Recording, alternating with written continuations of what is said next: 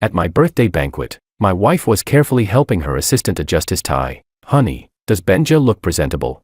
I looked at Benjamin, who had a smug look on his face and was standing tall with his chest out, and let out a cold laugh. "Presentable? Stick a feather on him and he'd think he's a fighting cock." That night, I made a video call to my father-in-law. "You old bastard. This is the first time." "Yeah." We agreed. "Only 3 chances." The old man grinned, forcing out a smile. I spat. "Fucking ugly. Worse than crying." Chapter 1. After hanging up the call, I let out a sigh. To say I didn't mind at all would be a lie. After all, 5 years of marriage, Rosie had played the role of a wife very well. But to say I minded a lot wouldn't be realistic either. After all, I married her to fulfill a promise I made back then. I minded a little. That night, I stood on the balcony smoking. Snow-white arms wrapped around my waist from behind. The clean scent of body wash slipped into my nose. "Honey, what are you thinking about?" Her chin rested on my shoulder. Her damp hair brushed against me, making me a bit itchy. I coldly pried her hands away and pushed her back. I knew this was Rosie's way of hinting an invitation, but I really wasn't in the mood today. Turning around, I looked at her calmly and said in a commanding tone, "Rosie, I don't like Benjamin being your assistant. Fire him." Rosie looked confused. "Why?"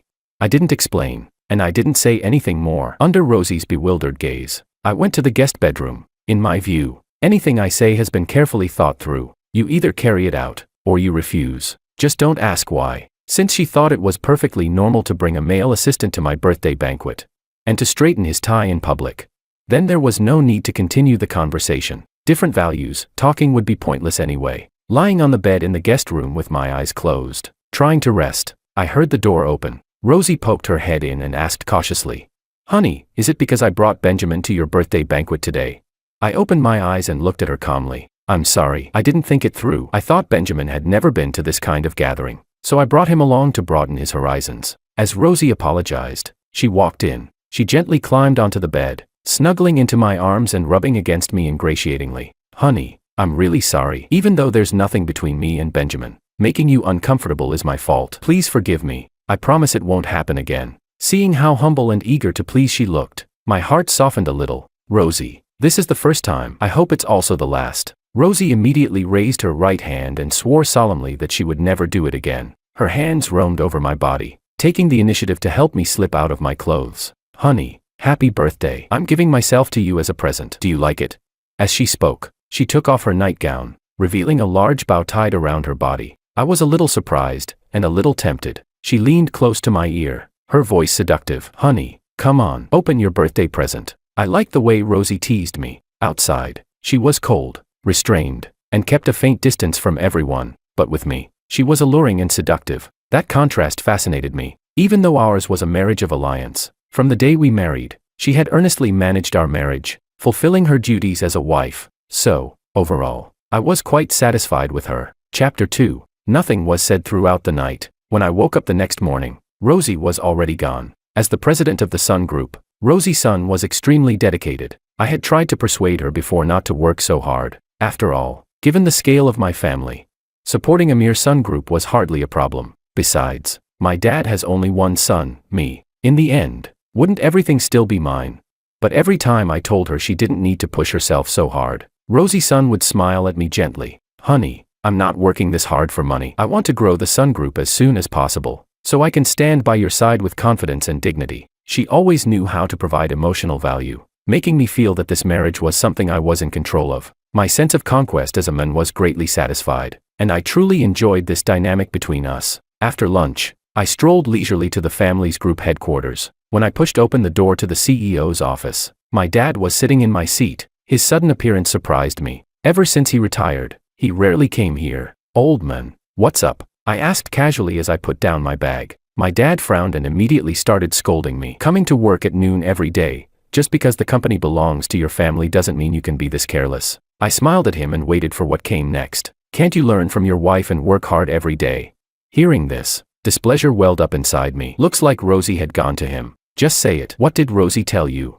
My dad snorted. "Your wife called me this morning, apologizing nonstop. She said she brought her assistant to your birthday banquet yesterday and made you angry." I frowned, the irritation in my heart reaching its peak. Ignoring my displeasure, my dad continued, "Mason, it's not that I want to lecture you, but she's so busy. What's wrong with bringing an assistant?" I really couldn't listen anymore and interrupted him. "Are you done?" If so, you can leave. Chairman Emeritus, I need to work. Seeing that I was clearly showing him out, my dad stood up with a darkened face and left. After he left, I stood in front of the floor-to-ceiling window, staring into the distance, thinking about the whole situation. Rosie and I are husband and wife. Any problems between us should be resolved behind closed doors. Family matters are not meant to be aired in public, not even to parents. Rosie had clearly crossed a line. I didn't blame my dad. I knew he liked Rosie, but I'm the one living with her. I have my own views, and my dad can't force his opinions onto me. Just like how my dad appreciates Rosie's dedication. I come to work at noon every day and still handle everything efficiently. Why must work be done strictly on a fixed schedule?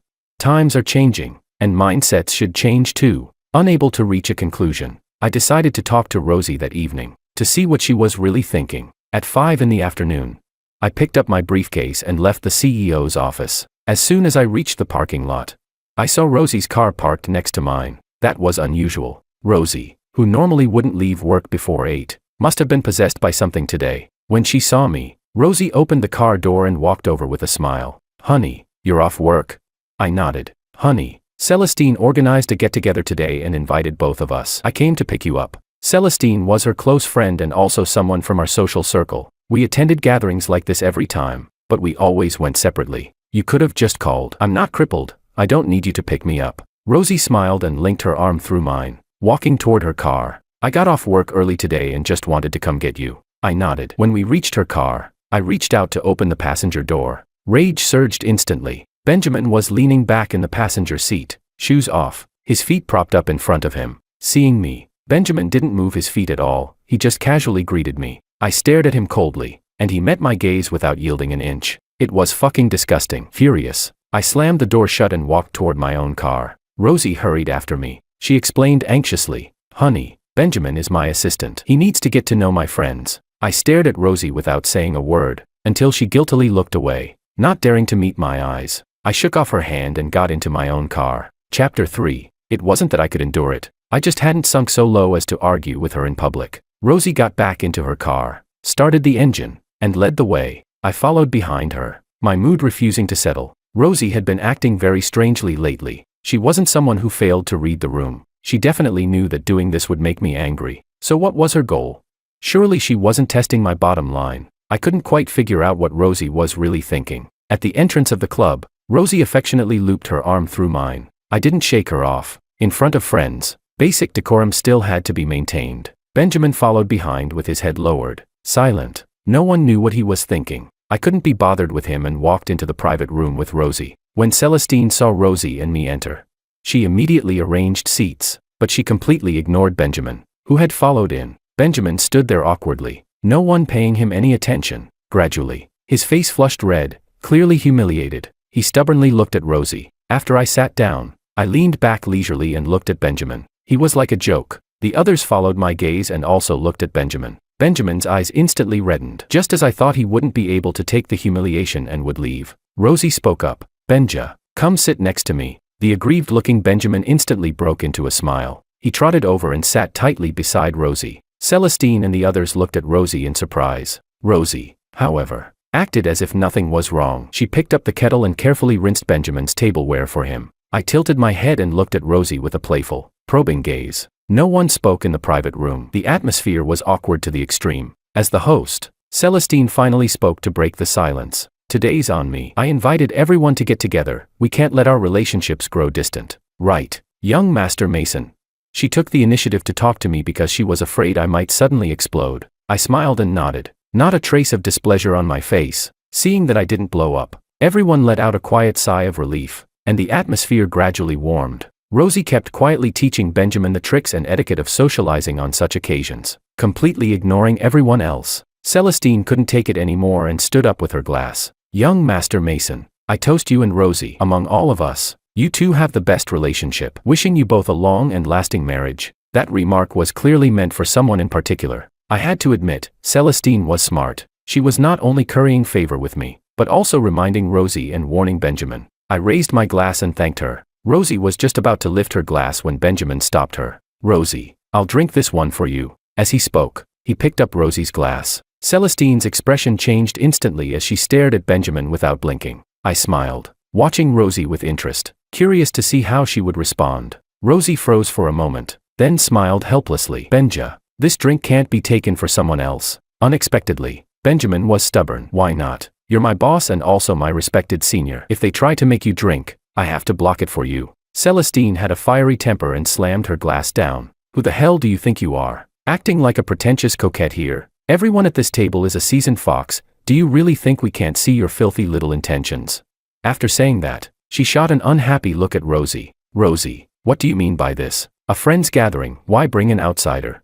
Benjamin hadn't expected Celestine to attack so suddenly. Startled, he looked at Rosie with a pitiful expression. Rosie stood up and took the glass from Benjamin's hand. All right, Celestine, don't be angry. Benjamin is still young, don't judge him with malice. Celestine looked a bit stunned. She couldn't understand Rosie's attitude. The people at the table looked at Rosie with a few more traces of intrigue in their eyes. Rosie finished the drink and smiled at me. Honey, you can't keep multiple fish in the pond, you know. I set my glass down and chuckled lightly. I suddenly don't feel like drinking anymore. How about letting your assistant drink for me? Rosie, Celestine, and the others all changed expressions instantly. The implications of my words were far too heavy. Rosie was just about to explain when Benjamin pulled her back. Rosie, it's fine. I'll drink for brother-in-law. As he spoke, he stepped around Rosie and reached for my glass. Celestine exploded with rage. Are you fucking looking for death? I toasted Mason and Rosie as a couple. What does it have to do with you? Are you and Rosie a couple? Before Benjamin could speak, Rosie cut in unhappily. Celestine, why are you being so aggressive? Benjamin isn't that complicated, he's just too innocent. I picked up my glass and smiled at Benjamin. You want to drink? This idiot nodded without understanding a thing. I didn't indulge him. I directly smashed the glass into Benjamin's face, then wiped my hands. I'm not interested anymore. You all enjoy yourselves. With that, I stood up and walked out, passing by Rosie. Chapter 4. I had just reached the door of the private room when someone grabbed my hand. Honey, don't go. I shook Rosie off in disgust and left without looking back. Once outside, someone hugged me from behind. Honey, you misunderstood. Benjamin is still young. He doesn't even understand the meaning behind that drink. I turned around and looked at Rosie's anxious face, with Benjamin standing behind her, and smiled. You'd better go comfort your pure little assistant first. He's about to cry. Rosie turned back, displeased, and looked at Benjamin. Why did you follow us out? That did it. Benjamin really started crying. I'm sorry, Sister Rosie. I was worried about you. That, Sister Rosie, made my skin crawl. But worried about Rosie, what did that mean? Worried I'd hit her. Rosie looked at Benjamin and shook her head helplessly. Benja, it's fine, but thank you for your concern. Watching the two of them act so emotionally attached made me feel sick. You two take your time putting on this touching little show. I'm leaving. With that, I pried Rosie's hand off and walked away without hesitation. After driving home, I made a video call to my father-in-law. You old bastard. That idiot you raised just provoked me for the second time. There's only one chance left. The old man was shocked. That shouldn't be possible. Son-in-law. I already called and warned her after last time. My face turned cold. What? You think I'm lying to you? He waved his hands quickly. Of course not. You wouldn't bother lying over something like this. Don't worry this time. I'll definitely talk to her properly. I guarantee there won't be a next time. I sighed. Let's hope so. After hanging up, I looked at the wedding photo hanging by the bed and fell into a daze. On our wedding day, Rosie had clung tightly to my arm, as if she had obtained a priceless treasure. Back then, she loved me, and she genuinely wanted to marry me. But now, openly defending a poor college student she was sponsoring, what exactly did that mean? I couldn't figure it out, and I didn't feel like trying. By midnight, I had already slept once, but Rosie still hadn't come back. I called her, but no one answered. After calling several times, I lost all patience and went back to sleep. When daylight broke, I opened my eyes and saw the empty space beside me. Clearly, Rosie hadn't come home all night. Without the slightest hesitation, I picked up my phone and called again. The call was answered quickly. Young Master Mason, are you looking for President's son? Hearing Benjamin's voice, my anger shot straight to my head. Why are you answering her phone? Where's Rosie? Benjamin's smug, playful voice came through. Rosie, she was too tired last night, she's sleeping. I didn't believe a single word he said. Rosie was someone who knew her limits. She wouldn't do something this outrageous. Whose call is it? A drowsy female voice came through. My heart tightened instantly. No one important. Rosie, go back to sleep. Okay. I hung up the phone directly and stared out the window in silence. So it turns out the human heart is the hardest thing to read. Even people you think are proper can cheat. Even things you think could never happen still happen. I got up, got dressed, and made up my mind. A WeChat notification sounded. I opened it. It was a photo. Taken by Benjamin. In the picture, Rosie was lying on the bed, sleeping soundly. Screenshot. Saved. Done in one smooth move. I drove to the company and instructed my lawyer to draft a divorce agreement. Near the end of the workday, Rosie sent me a message. Honey, Dad asked the two of us to come home for dinner today. I'll go back first to get things ready. You can come straight over after work. I looked at my phone and let out a cold laugh. Perfect. I'll settle everything at once. Chapter 5. When I arrived at Rosie's family villa, I saw Rosie's car parked at the entrance. Clearly, she was home. The moment I walked in, I saw Benjamin serving tea to the old man. The old man looked impatient. Benjamin, however, wasn't embarrassed at all, constantly flattering him. When he saw me come in, the old man hurriedly stood up. My son-in-law is here. I chuckled. So, have you figured out what's going on? The old man wiped the sweat off his forehead awkwardly. I have. I instantly snapped. You figured out jack shit. After shooting him a hard glare, I sat directly in the main seat. Benjamin came over and greeted me ingratiatingly. Young Master Mason, you're here. I looked at Benjamin without reacting. Now wasn't the time to deal with him yet. I needed to settle Rosie first. Assistant Benjamin, I said coolly. This is a family dinner, yet President's son brought you along. What exactly are you to her? Hearing the sarcasm in my tone, Benjamin immediately put on an obedient, well-behaved look. I sneered inwardly. Who was he fooling? Hadn't he used Rosie's phone to send me photos and provoke me just that morning? Rosie came out of the kitchen carrying dishes. When she heard what I said, she set the plate down heavily on the table. Honey, what nonsense are you talking about? I brought Benja here so he could meet Dad. For all these years, I've always treated Benja like a younger brother. Looking at Rosie's displeased face, I felt a sense of unfamiliarity. The person in front of me didn't seem like the wife I had married 3 years ago. Our days and nights together, the closeness we once shared, felt like something from a distant past. After everyone took their seats, the old man and I sat facing each other. Rosie sat beside me, with Benjamin pressed close to her other side. No one spoke. Everyone ate in silence, each harboring their own thoughts. Benjamin was the first to break the quiet at the table. Sister Rosie, I can't reach the shrimp. Can you help pick one for me? I want to try your cooking. Rosie immediately picked up a shrimp and thoughtfully placed it into his bowl. I set my chopsticks down and looked at the old man with a half smile. The old man also put down his chopsticks and looked at me helplessly. Benjamin didn't feel awkward at all. Instead, he complained to Rosie in an oily tone.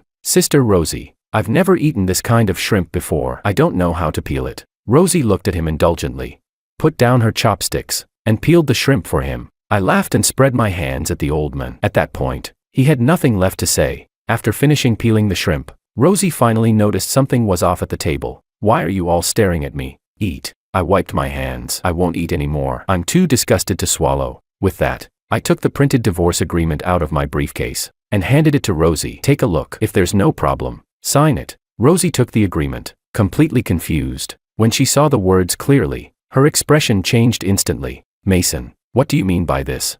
Faced with her questioning, I didn't answer. Instead, I looked at the old man. He looked at me with difficulty. Son-in-law, how about you give Rosie one more? I cut him off immediately. Stop. Are you trying to disgust me to death? The old man shook his head helplessly. Rosie looked between me and her father, utterly confused. What kind of riddles are you two playing? Chapter 6. While no one was paying attention, Benjamin quietly took the divorce agreement from in front of Rosie. As he flipped through it, a look of delight flashed in his eyes. The old man looked at the daughter he had raised himself and let out a regretful sigh. Rosie, sign it. Rosie shot to her feet. Dad, have you lost your mind? Mason and I are doing just fine. Why would we get a divorce? Hearing her say we were doing just fine, I almost couldn't believe my ears. Rosie, who gave you the illusion that we're doing just fine? She stared at me in shock. Honey, what do you mean? Unhurried, I took out my phone and opened my chat with Rosie. Sure enough, the provocative photo Benjamin had sent that morning had been withdrawn. But I wasn't worried. I had taken a screenshot the moment I saw it. I pulled up the image and shoved my phone in front of Rosie. Look closely. Do you really think I'd want a woman who stays out all night and shares a room with another man? Rosie stared at the photo, as if recalling something. The next second, she turned and glared at Benjamin, who was holding the divorce agreement and smiling as he read it. Benjamin, what are you smiling about? Are you that happy about me getting divorced? Benjamin immediately wiped the smile off his face and looked at Rosie pitifully. Why did you send this photo to my husband? What were you trying to do? Benjamin panicked. Rosie, I didn't mean anything else. Mason asked where you were, so I sent him a photo. I was just worried he'd be concerned. After being yelled at, he looked even more aggrieved. Unfortunately for him, Rosie no longer showed him her usual indulgence. She pulled out her phone and started checking. She discovered that all my call records had been deleted, and there were withdrawal records in WeChat as well. Rosie's finger trembled as she pointed at Benjamin. Benjamin, are you looking to die? Who told you to touch my phone, and who told you to provoke my husband? I sat beside the old man, watching the two of them turn on each other with calm interest. In the end, Rosie couldn't hold back and slapped Benjamin hard across the face. Benjamin covered his cheek and looked at Rosie. Wronged. Rosie, don't you usually leave your phone with me? I've always been the one answering your calls. Rosie rushed up to him and started punching and kicking him. How dare you sow discord? When did I ever leave my phone with you? Benjamin, what exactly are you trying to do? Benjamin didn't dare fight back, screaming and begging for mercy. You said it yourself, you said you like being with me. Only when you're with me do you feel like you're still alive. Shut up. Rosie went completely crazy, hitting harder and harder, all dignity gone. After a long while, Rosie finally grew tired. She turned to look at me, her eyes filled with despair. She no longer paid Benjamin any attention. Instead, she collapsed to her knees in front of me, clinging tightly to my legs. Honey, believe me, I love you. I never once thought about cheating. I nodded. Now I finally understood why Rosie had been acting this way. It was nothing more than feeling too much pressure with me, too much humility, too little security. With Benjamin, she was the one in control, the one on top, the one who dominated everything. But what did that have to do with me? Chapter 7. Rosie, if you think I can tolerate you staying out all night and being with another man, then you're gravely mistaken. I'm not sick, and I'm definitely not a masochist. Rosie hurriedly swore. Honey, I swear, I'm completely clean. I was helpless. She really didn't understand human language. I don't care whether you're clean or not. To me, there's no difference. Do you understand? At that moment, the old man walked over and helped Rosie up from the floor. My daughter, sign it. Mason and I made an agreement long ago. He won't turn back. Rosie stopped crying and looked at the old man in confusion. Dad, what agreement do you mean? The old man sighed and slowly told the truth. My father was a college student who came from a small town. Through his own hard work, he finally gained a foothold in City A. Later, he met my mother. She admired his resilience and determination and married him despite her family's opposition. With the support of my mother's family, my father rose rapidly within a few years and became a respected figure. One could say my father was a classic Phoenix man, capable and fortunate, but good times didn't last. When I was 6, my mother fell in love with someone else. She thought it was normal. After all, as a wealthy heiress, she was used to couples each having their own affairs. But my father was a traditional man. He resolutely divorced her. Their divorce caused a huge stir throughout the city. Afterward, my mother bore a grudge against him. She couldn't understand why he wouldn't tolerate it. After all, those people outside couldn't shake his position. So she used her family's power to relentlessly suppress my father's company. At that time, my father was in a miserable state. Not only did he have to take care of me, he was also exhausted dealing with the pressure. Coincidentally, the old man had a patent that could break the deadlock. As my father's friend, he was righteous enough to transfer the patent to him for free. That was how my father survived the siege, and even grew stronger afterward. Once, after the two of them drank too much, they set a childhood betrothal between Rosie and me at the dinner table. That was how Rosie and I ended up together. But before the wedding, I went to the old man and laid out my condition. If Rosie disappointed me 3 times, I could file for divorce, and he would not stop me. After hearing the old man's account, Rosie looked at me with disappointment. Honey, do you truly love me? If you do, why would you propose such a condition? I was completely speechless. What kind of twisted logic was this? She was disappointed now.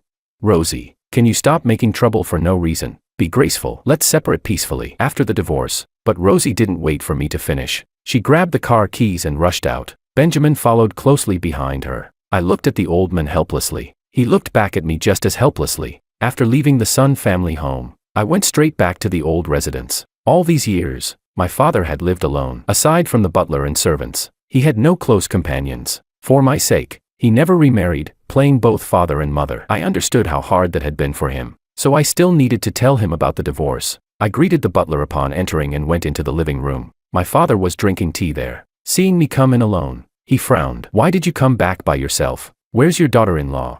I sat down across from him and poured myself a cup of tea. That's your former daughter-in-law. I'm preparing to divorce her. My father's face darkened. Nonsense. Her grandfather is our family's benefactor. How could you bring up divorce with Rosie?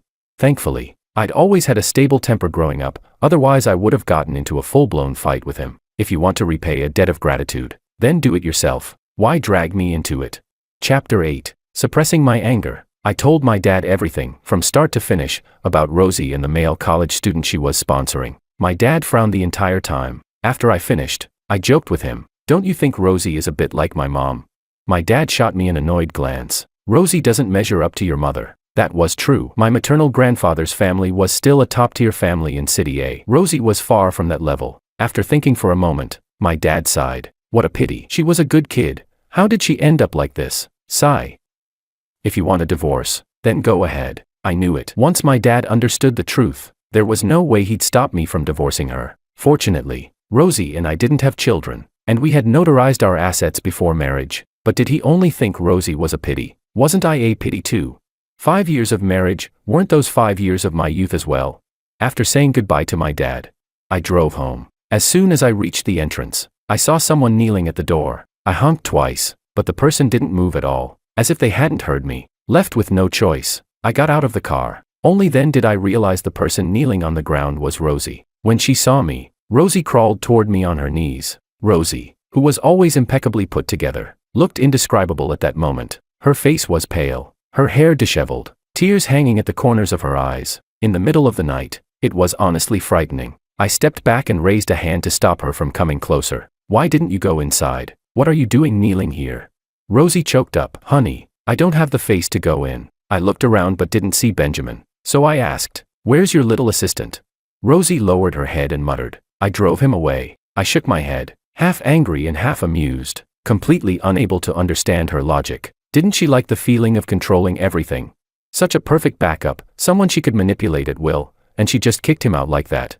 I brought Rosie back into the house. She eagerly poured tea and served me water. After she finished, she stood beside me with her head lowered, not saying a word. I told her to sit across from me and decided to wait until she calmed down before having an honest talk. This divorce was happening no matter what. There was no dragging it out. If it turned into a court battle, it wouldn't be good for either her company or mine. For all these years, Rosie and I had always presented ourselves as a loving couple. If the divorce became a public spectacle, both our companies would inevitably suffer losses. Rosie, you can bring up any conditions you want, I said calmly. Don't worry, if I can satisfy them, I will. I meant it. I had never thought about retaliating against Rosie, not because of our years as husband and wife, but out of respect for the old man. Without him, there wouldn't be what my family has today. That debt had to be remembered. When Rosie heard me bring up divorce, her eyes were full of pleading. Honey, can we not divorce? I swear, there's really nothing between me and Benjamin. I was completely speechless. Hadn't I made myself clear enough? Rosie, this divorce is non-negotiable. There's no room for compromise. Do you understand? Even if there's nothing between you and Benjamin, I still don't want you anymore. Rosie looked confused. Honey, why?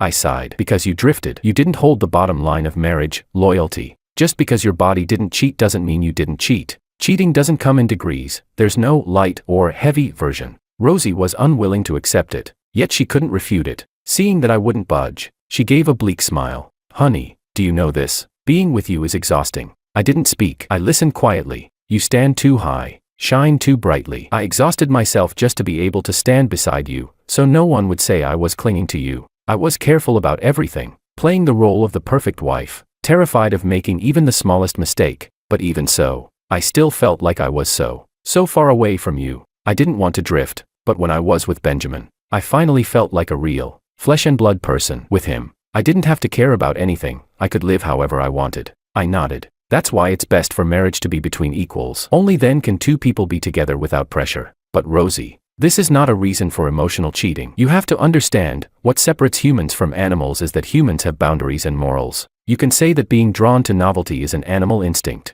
but if instincts aren't restrained, then what's the difference between humans and animals? Don't forget, choosing marriage also means choosing loyalty to each other. Chapter 9. Rosie ultimately agreed to the divorce, though she still couldn't wrap her head around it. As we walked out of the Civil Affairs Bureau, Rosie finally asked, Mason, why did you make that agreement with my dad before we even got married, giving me 3 chances? Did you already foresee that I would drift in the marriage? I looked at her helplessly. I'm not a god. How could I possibly predict the future?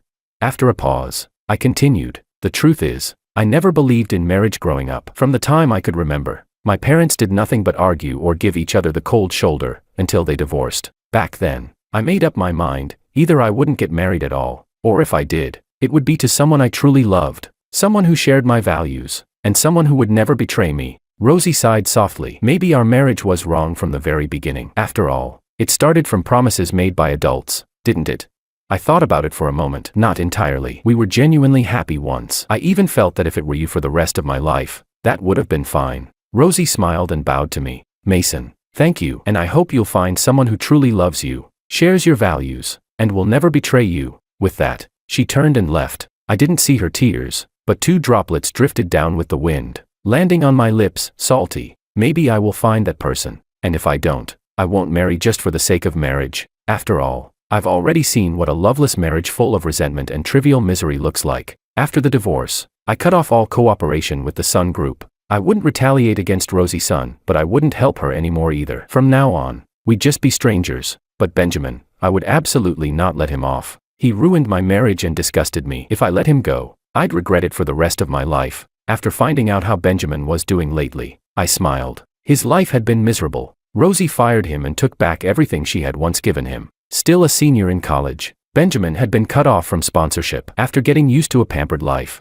he couldn't endure the fall. He could no longer go back to the hard, grinding days of struggling his way out of a small rural town. Soon enough, his graduation thesis was rejected. He submitted it a second time, rejected again. One more rejection, and he'd have to delay graduation. He panicked. If he couldn't get his diploma and degree, he wouldn't be able to face his parents back in the countryside, the villagers who had pinned all their hopes on him, or even his own years of hardship. He went to find Rosie, hoping she could pull some strings for him, but the Sun Group, which he once entered freely, wouldn't even let him through the front gate anymore. By the time of the 3rd submission deadline, he hadn't even seen Rosie. Left with no choice, he submitted it anyway. The result was predictable, rejected again. No need to guess, I was the one behind it. After I promised to fund the construction of a new library for the university, the principal personally issued an order. Benjamin's thesis requirements were to be raised. The defense committee wasn't stupid, they knew exactly how high that standard was supposed to be. Benjamin completely broke down, unable to find Rosie, with no one to help him. He was utterly alone. He started making scenes, storming the principal's office,